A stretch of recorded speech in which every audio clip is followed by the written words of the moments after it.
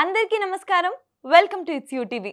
ప్రస్తుతం మనతో పాటు ఉన్నారు ప్రముఖ జ్యోతిష్కురాలు, జ్యోతిష్ విశారద, న్యూమరాలజీ విశారద, ములుగు రామలింగేశ్వర వరప్రసాద్ సిద్ధాంతి గారి ఏకైక కుమార్తె శ్రీమతి ములుగు శివజ్యోతి గారు.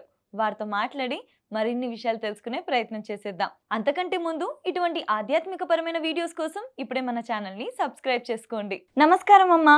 నమస్కారం అండి. శ్రీ గురుభ్యో నమః. అమ్మ, కన్యా రాశి వారు ఏ దేవత ఆరాధన చేసుకుంటే బాగుంటుంది? కన్యా రాశి వారికి సప్తమ స్థానంలో శనీశ్వరుడు, లాభస్థానంలో గురుగ్రహ సంచారము. కానీ ఇప్పుడేం గురుమౌఢ్యం ఉంది. అంటే లాభస్థానంలో ఉన్నటువంటి గ్రహము లాభం చేకూరుస్తుందని సింపుల్ గా మనం అర్థం చేసుకునే వాడుక భాషలో. అంటే అక్కడ ఏ గ్రహం అన్నా ఉండనివ్వండి. మళ్ళీ శుక్రుడికి ఎక్సెప్షను.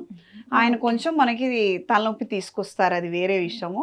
గురుగ్రహం లాభస్థానంలో ఉండటం అనేది మనకి మేలు కలిగించేటువంటి అంశమే. కానీ ఇప్పుడేమో గురుగ్రహానికి బలం లేదు. హస్తంగత్వ దోషం వల్ల, గురుమౌఢ్యం వల్ల వాళ్ళకి బలం లేదు. వీళ్ళకి ప్రధానంగా వచ్చేసరికమో సప్తమ స్థానంలో శనేశ్వరుడు, ఈ షష్టమ స్థానంలో రాహుగ్రహ స్థితి వలన వీళ్ళకి దినచర్య మారుతూ ఉంటుంది. టెన్షన్స్ ఎక్కువ పడుతుంటారు. వీళ్ళు పని చేస్తుంటారు, పని జరుగుతుంది, పని పూర్తవుతుందో లేదో, నేను అనుకున్నట్టుగా జరుగుతుందో లేదో, ఆఖరి నిమిషంలో ఏమైనా మార్పు వస్తుందేమోనని మొదటి నుంచి చివరి దాకా కంగారు పడుతూనే ఉంటారు. భార్యాభర్తల మధ్య కూడా ఇందుకే చికాకులు వస్తాయి. వీళ్ళు ఊరికేనే ఏం గొడవ పడరు. వీళ్ళకి కొన్ని హైయర్ ఎక్స్పెక్టేషన్స్ ఉంటాయి. 100 అంటే 100 కాదు, వీళ్ళకి 150 కావాలని అంటే 150 కావాల్సిందే. ఆ 150 ఎక్కడి నుంచి వస్తుంది? అవతల కూడా మనిషిగా ఉంది, మెషిన్ కాదు కదా అన్నది కాదు. వీళ్ళకి ప్రేమ ఉంటుంది, అనురాగం ఉంటుంది. కానీ ఏంటంటే వీళ్ళకంతా కూడా క్యాలిక్యులేషన్ గా ఉంటుంది ఆలోచన అంతా కూడాను. దీనివల్ల ఏమవుతుంది? డైలీ రొటీన్ దెబ్బతింటుంది. ఉద్యోగంలో కొద్దిగా నిరాశ ఎదురవుతుంటుంది, లేదా టెన్షన్, స్ట్రెస్ వస్తుంటుంది. దీనివల్ల హెల్త్ ఇష్యూస్ వస్తుంటాయి. ఇంట్లో ఫ్యామిలీ తోటి టైం స్పెండ్ చేయలేరు వీళ్ళు. టైం స్పెండ్ చేసినా కూడా ఏదో ఒక నోట్ దుడుస్తాను, ఏదో ఒకటి వచ్చేస్తుంది. నువ్వు చేసావులే పెద్ద, ఏం మేము చేయలేదా, చూడలేదా అని చటుక్కుమని అంటారు. ఇక అవతల వాళ్ళ పరిస్థితి ఎలా ఉంటుంది? పాపం ఏ సింహరాశి వాళ్ళు, మీన రాశి వాళ్ళు ఉన్నారనుకోండి వీళ్ళ ఇంట్లో, వాళ్ళైతే వాళ్ళకి ఏడుపే రోజు అలా అయిపోతుంది వీళ్ళతో ఉంటే. అంటే మేము ఇంత కష్టపడుతున్నాం, వాళ్ళకేం పనులు కావు పాపము, గ్రహస్థితి అనుకూలంగా లేక. వీళ్ళకేమో వాళ్ళు చేయట్లేదన్న అభిప్రాయం కొద్దీ మాట్లాడతారు. ఇలా ఉంటుందన్నమాట. చాలా సెన్సిటివ్గా, చాలా ఎమోషనల్గా, డ్రైనింగ్గా ఉంటుంది. వీళ్ళు కూడాను రాజరాజేశ్వరి దేవి అమ్మవారి పూజలు చేసుకోవాలి. అమ్మవారి అష్టోత్తరము, అష్టకము ప్రతిరోజు చదవటం కానీ, వినటం కానీ చేయడము. మంగళవారం రోజున, గురువారం, శుక్రవారం, ఆదివారం, ఈ 4 రోజుల్లో కనీసం ఒక 2 రోజులు అమ్మవారి పటం పెట్టుకొని చక్కగా అమ్మవారి అష్టోత్తరం, అష్టకం పెట్టుకొని పంచ ఉపచారాలతోటి గంధము అమ్మవారికి సమర్పించడం. అంటే పుష్పం తీసుకొని దానికి గంధం అలంకరించి అది పెట్టాలి. ఏదో ఇలా గంధం తీసుకొని పటం మీద వేయటం అది తప్పు. గంధం ఏం చేయాలంటే కొద్దిగా నీళ్ళు పోసుకొని తడుపుకొని పువ్వు అందులో పెట్టి ఇలా ఇలా కదిపితే అంటుతుంది కదా, అది అమ్మవారికి అద్దాలి. అంతేగాని ఇలా తీసుకొని అలా వేయకూడదు. చాలా మంది తప్పు చేస్తారు, ఈ చిన్న పొరపాటే. చాలా మంది గంధం నీళ్ళ తీసుకొని ఇలా అనేస్తారు, అలా అంటారు. ఇప్పుడు నేనున్నానమ్మా, ఉదాహరణకి ఇలా కూర్చొని ఇలా మీ మొహాన పౌడర్ చల్లాను, మీకు ఎలా అనిపిస్తుంది? పువ్వు తీసుకొని ఇలా రాసాను అనుకోరా తల్లి గంధము, ఎలా అనిపిస్తుంది? చక్కగా అనిపిస్తుంది కదా. ఇప్పుడు నువ్వు అమ్మవారిని పిలిచావు, అమ్మవారు వచ్చిందనే పూజ చెయ్యి. లేదా ఆవిడ అక్కడెక్కడో ఉన్నారు మణిదీపంలో, ఇక్కడ మా ఇంట్లో ఎందుకు ఉంటారు, ఈ వంటింట్లో ఈ చిన్న గూట్లో ఆవిడ వస్తారా అని అంటే నేనేం చెప్పలేను. నేనైతే నమ్ముతా. నేను పూజ చేసినప్పుడు దీపారాధన చేస్తే అమ్మవారు వచ్చిందనే నేను నమ్ముతా. అమ్మవారు వచ్చి అక్కడ కూర్చుంటే ఎంత మర్యాదగా నువ్వు నడుచుకోవాలో, ఎంత భక్తి శ్రద్ధలతో నువ్వు నడుచుకోవాలో ఆ 10 నిమిషాలే. ఆ 11వ నిమిషం వద్దు, అంతకు మించి వద్దు. 10 నిమిషాలు చేయి చాలు. చక్కగా దీపారాధన చేయి, అగరబత్తి వెలిగించు, మంచి సుగంధం వచ్చేది, ఏ గంధం ఫ్లేవర్ అనో లేకపోతే హెర్బల్ ఐటమ్స్ తో చేసిందో మంచిది వెలిగించు. ఇల్లంతా కూడా తిప్పచ్చు అగరబత్తి. చాలా మందికి ఈ విషయం తెలియదు. మేమైతే చిన్నప్పుడు మా నాన్నమ్మ గారు వాళ్ళు వెలిగిస్తే బియ్యం డబ్బా ఉంటుంది కదా, బియ్యం డబ్బా మూత తీసి దానికి కూడా చూపించి మూసేవాళ్ళు. అవునా? మరి అన్నపూర్ణదేవి కదా. మరి స్టవ్ కి ఆ పొయ్యి ప్రాంగణం అంతా కూడా ధూపం చూపించేవాళ్ళం. అగ్నిదేవుడు కదా. అవునవునమ్మా. ఇప్పుడు ఏదో వాస్తు అంటావు, అదేదో దోషం అంటావు. నువ్వు చెయ్యాల్సిన పూజ చెయ్యి సక్రమంగా. చెప్పిన విధి విధానంగా చెయ్యి. ఆ చక్కగా 2 అగరబత్తీలో 4 అగరబత్తీలో దీపారాధన మొదలుపెట్టి ఇల్లంతా తిప్పుకొని రా. ప్రతి వస్తువు లక్ష్మీదేవే. నువ్వు బోల్డంత డబ్బులు పోసి కొన్నావని కాదు, ఆ వస్తువు వెనకాల వేరే దేవీ దేవత అనుగ్రహం ఉంటుంది. ఇప్పుడు స్టవ్ అగ్నిదేవుడే కదా. ఆయన వంట చేసినంత మాత్రాన కాదు, నువ్వు తిని నీకు అది అరగాలి. అది ఎంత ఉంది సైన్స్ అందులో. చక్కగా ఆయనకి చూపించు. అమ్మవారి పూజ చేసుకో, చక్కగా పసుపు కుంకుమతో చేసుకున్న తర్వాత ఈ బొట్టుని చక్కగా వీళ్ళు పెట్టుకోవడము, వీళ్ళ ఇంట్లో వాళ్ళందరూ పెట్టుకోవడము, ఇదే బొట్టు గడపలకి పెట్టడం. ఇలా చేసిన తర్వాత వీళ్ళకి రాబోయే శ్రావణ మాసంలో కేవలంగా లక్ష్మీ ప్రాప్తి గురించి అనుకుందాం మనం. మంచి జరగడం కోసం, బాగుండటం కోసము తులసి కోట దగ్గర దీపారాధన చేసి పూజ చేసుకోవాల్సి ఉంటుంది. ఒక 11 లేదా 21 పూలు, ఎందుకంటే మన కోట చిన్నగానే ఉంటుంది కాబట్టి 21 పూలు చాలా సరిపోతాయి. లేదా మాలగా అల్లేసి కోట చుట్టూ పెట్టుకొని రావచ్చు. లక్ష్మీ తామర ఒత్తులతోటి, అష్టమూలికా తైలంతో దీపారాధన చెయ్యండి. మీకు అవకాశం ఉందనుకోండి మట్టి ప్రమిదలతోటి చెయ్యండి. నా దగ్గర వస్తువు ఉందని నువ్వు వెండి దీపారాధన కుందిలోనే చేయాలని లేదు. అసలు శ్రేష్టమైంది ఫస్ట్ చెప్పింది శాస్త్రంలో మట్టి ప్రమిదే. దీపావళి రోజున లేకపోతే అన్ని ఎందుకు కొనుక్కుంటాం మనం? అవునా కదా? ఎన్నో ఏళ్ల నుంచో చూస్తున్నాము, కానీ ఎందుకు కొనుక్కుంటాం అన్నది ఎవరు మాట్లాడరు. కానీ మట్టి పాత్రతోనే, మట్టి ప్రమిదతోనే మనం చేస్తాము. దానికి ఆ శక్తి ఉంటుంది. అంటే నా అహంకారాన్ని సమర్పిస్తున్నా. అమ్మ నువ్వే అంతా, నాకు ఇవ్వు, నా పరిస్థితి ఇది, నేను ఇలాంటి పరిస్థితిలో ఉన్నా, ఇది వెండి లేక బంగార పాత్రకి నా స్థితి వెళ్ళేటట్టుగా అనుగ్రహించని చక్కగా అక్కడ లక్ష్మీ తామర ఒత్తులతోటి దీపారాధన చేసుకొని పూలు అలంకరించి తులసి స్తోత్రం ఉంటుంది.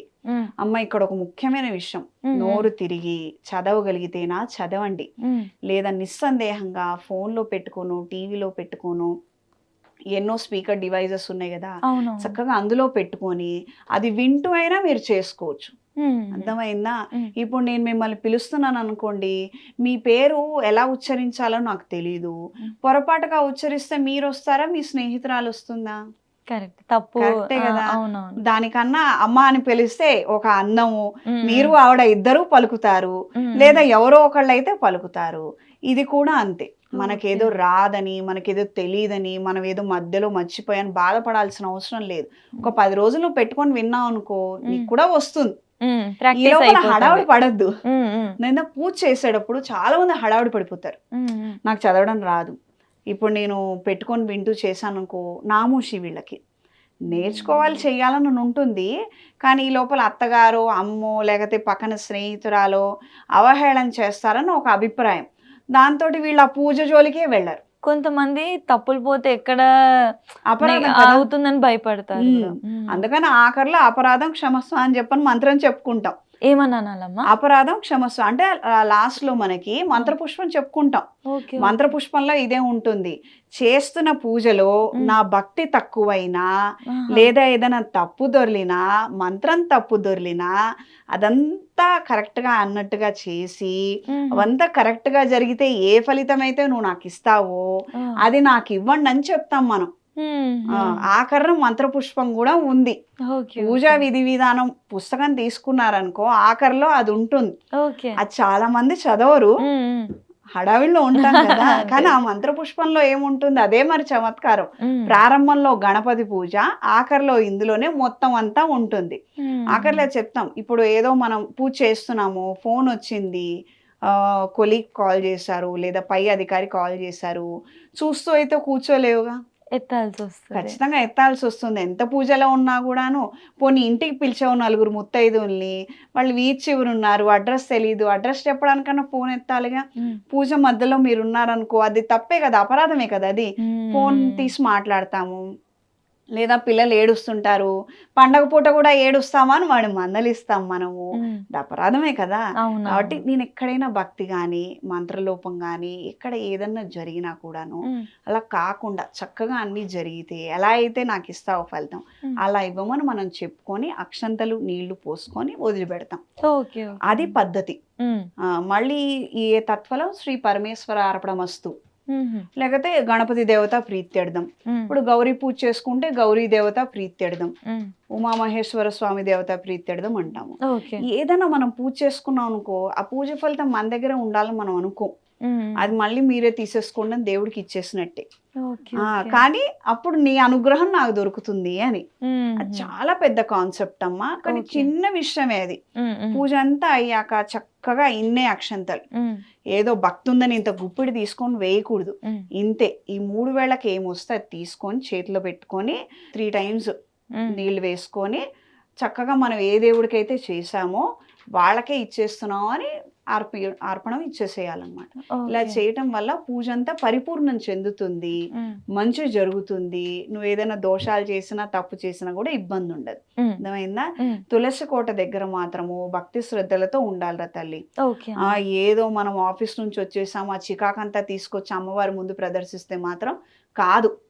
ఆవిడ మన ఇంటి లక్ష్మీదేవి.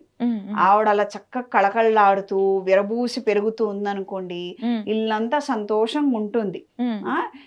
వడబడిపోయినా ఆవిడ నీరసించిపోయినా ఏంటంటే ఇంట్లో కొద్దిగా ఏదో చికాకులు రాబోతున్నాయని, అనారోగ్యం రాబోతుందని, అంటే ఆ ఇంట్లో నెగిటివ్ ఎనర్జీ వచ్చిందని. ఇప్పుడు ఏదో నేను రాగి చెంబు పెట్టి అందులో ఏదో పూలేసి నేను పరీక్షించాల్సిన అవసరం లేదు మా ఇంట్లో ఏ విధమైన ఎనర్జీ ఉందని. తులసికోట చూస్తే తెలిసిపోతుంది.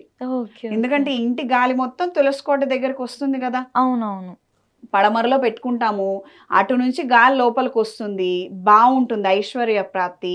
ఇంటి నుంచి వెళ్ళే గాలంతా చెట్టు మీదగానే వెళుతుంది. ఇంట్లో నెగిటివ్ ఎనర్జీ, ఏడుపులు, గోల ఉన్నాయనుకో, అది కాస్తంత నిదానంగానే ఉంటుంది, అంత విపారి పెరగదు చెట్టు.